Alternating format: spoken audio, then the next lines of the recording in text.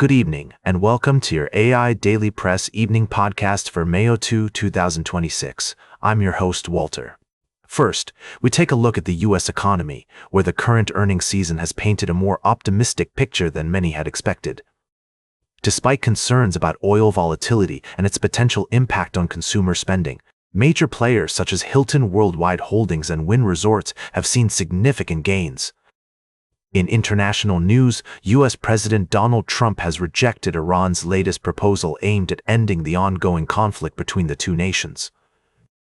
The proposal sought to open shipping in the Strait of Hormuz and end the U.S. blockade of Iran, but Trump expressed dissatisfaction with unspecified elements that he could not agree to. Tensions between the U.S. and Iran continue to escalate, with both sides engaging in a war of words and economic sanctions. And finally, in breaking news, Spirit Airlines has announced that it will be ceasing all operations, effective immediately, due to financial difficulties exacerbated by rising oil prices. Thousands of travelers are left stranded, and other airlines are offering special fares and increased capacity on certain routes to help accommodate displaced passengers. Travel experts warn that the loss of Spirit Airlines will likely lead to higher airfares, particularly on routes where the airline was a major competitor. And that's the way it is. Now, for the latest in social and cultural news, here is Barbara Waters. You, Walter, and Nanshul and know what's right now. Firstly, we've been following the story of the U.S. President's acquisition of a luxury jet from a foreign entity, which has raised concerns about potential conflicts of interest and foreign influence. While the administration sees this as a convenient solution to replace aging aircraft, critics argue that it's essential to consider the broader implications and ensure all necessary protocols are followed.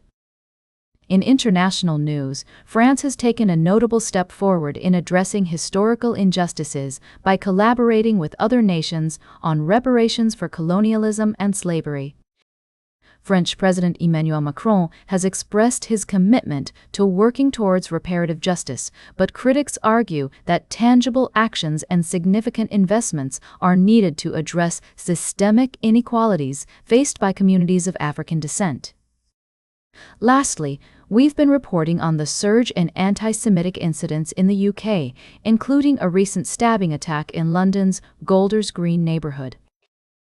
Prime Minister Keir Starmer has suggested tougher action may be needed against individuals chanting hate speech at pro-Palestinian protests, and the UK's most senior police officer has warned that British Jews are facing their greatest ever threat. These stories highlight complex issues that require nuanced approaches, from addressing foreign influence to combating hatred and promoting reparative justice. We'll continue to monitor these developments and provide updates as more information becomes available. Now for the latest in business and finance, here is Louis Risquizer. Thank you, Barbara. Firstly, we looked at the recent performance of the global economy, where oil prices are steady but the Nasdaq Composite is hitting new highs.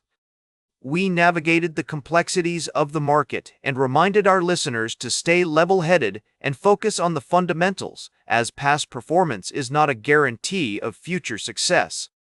Secondly, we delved into the world of alternative asset management with Blue Owl Capital, which has been upgraded to a strong buy by some analysts.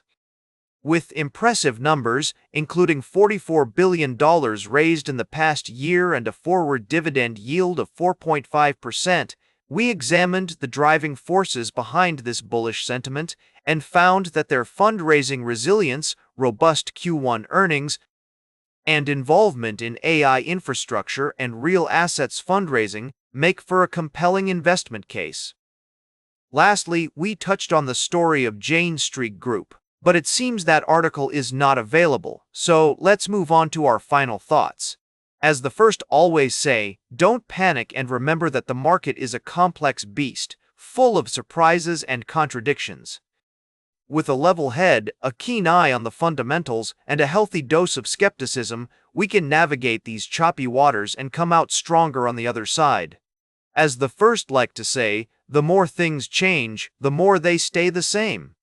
Good night and happy investing. Now for the latest in science and technology, here is Carl Starman. Thank you, Louis. Over the past few days, we've explored some fascinating topics in space exploration and scientific research. We began by examining the intersection of space travel and human health, discussing how NASA's efforts to push the boundaries of space exploration are closely tied to advancements in medical research and technology. We also took a look at stunning images of galaxies in the Eridanus constellation, highlighting the diversity of galaxy types and their evolution over billions of years. Next, we ventured to the outer reaches of our solar system, where NASA's Dragonfly mission is set to explore Saturn's moon Titan in search of answers to humanity's most profound question: how did life begin? This state-of-the-art aircraft will study the complex chemistry on Titan's surface, potentially shedding light on the precursor molecules that gave rise to life on Earth. Throughout these stories, we've seen a common thread: the pursuit of knowledge and understanding that drives human innovation and exploration. As we continue to push the boundaries of what's possible, we must remain committed to scientific inquiry, critical thinking, and a deep appreciation for the wonders of the universe. Good night and farewell. Now for the latest in sports, here is Howard Closewell. Thank you, Carl. Firstly, we had the inspiring tale of Cameron Smith, who overcame incredible odds to achieve a remarkable feat in golf. However, since that article is not provided, let's move on to our second story. In our second piece, we delved into the thrilling Week 6 matchups of the United Football League. The St. Louis Battlehawks secured a crucial victory against the Louisville Kings, while the Columbus Aviators dominated the Houston Gamblers.